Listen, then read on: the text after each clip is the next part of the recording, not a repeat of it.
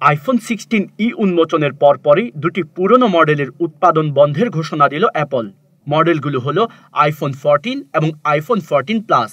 2022 সালে সেপ্টেম্বরে প্রতিষ্ঠানটির বার্ষিক স্মার্টফোন আপডেটের অংশ হিসেবে মডেল দুটি বাজারে এনেছিল তারা। তবে দোকানে বা মজুদ থাকা ফোনগুলো কিনতে পারবেন ক্রেতারা। স্বল্প মূল্যের ক্যাটাগরিতে অ্যাপল তাদের সর্বশেষ আইফোনটি এনেছিল 2022 সালে।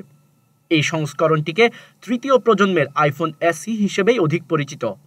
অনেকেই একে আইফোন এসি 3 বা আইফোন এসি 2022 বলেও অভিহিত করেন। তবে এবারের বাজেট আইফোনের ক্ষেত্রে এসি নামকরণ থেকে সরে এলো অ্যাপল। অর্থাৎ 3 বছর পর স্বল্প মূল্যের নতুন একটি আইফোন নিয়ে হাজির হলো অ্যাপল। আইফোন 16 মডেলটির কল্যাণে মিড রেঞ্জ স্মার্টফোনের বাজারে স্যামসাং এবং হুয়াওয়ের মতো শক্ত প্রতিদ্বন্দ্বীকেও চ্যালেঞ্জ জানাতে প্রস্তুত অ্যাপল।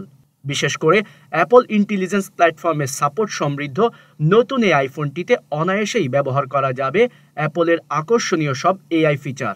স্বল্প মূল্যের আইফোনের ঘোষণার পরপরই প্রতিষ্ঠানটি জানালো দুটি পুরনো মডেলের উৎপাদন বন্ধ করেছে তারা। অ্যাপলের উচ্চ প্রো সংস্করণের মডেলগুলোর চেয়ে কম দামে বিক্রি হয় এই মডেল দুটি। উৎপাদন বন্ধ হওয়ার সময় আইফোন 14 এর মূল্য ছিল $599 আর আইফোন 14 প্লাসের মূল্য ছিল $699। আইফোন 14 মডেলে 6.1 ইঞ্চি সুপার রেটিনা XDR ডিসপ্লে আর আইফোন 14 প্লাস মডেলে 6.7 ইঞ্চির ডিসপ্লে রয়েছে, যা অ্যাপলের প্রো মডেল ছাড়া প্রথম বড় স্ক্রিন অপশন হিসেবে পাওয়া যায়।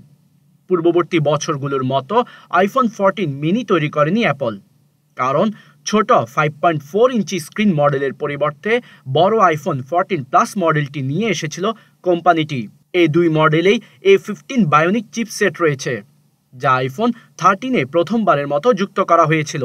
পাশাপাশি নতুন ক্র্যাশ ডিটেকশন প্রযুক্তি অন্তর্ভুক্ত করা হয়েছিল সেখানে, যা গাড়ি দুর্ঘটনা শনাক্ত করতে সক্ষম এবং ব্যবহারকারী অচেতন হলে স্বয়ংক্রিয়ভাবে জরুরি সেবার সঙ্গে যোগাযোগ করতে পারে।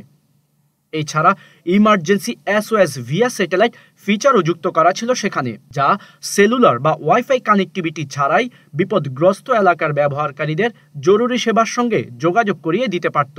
কম আলোতে ছবি তোলার ক্ষেত্রে সাহায্য করার জন্য ক্যামেরা সিস্টেমে নতুন ফটোজেনিক ইঞ্জিন প্রযুক্তি যুক্ত করা হয়েছিল ফোনটিতে। এছাড়াও আইফোন 14-এ প্রথমবারের মতো ট্রু ডে পাথ ক্যামেরায় অটোফোকাস প্রযুক্তি যুক্ত করা হয়েছিল।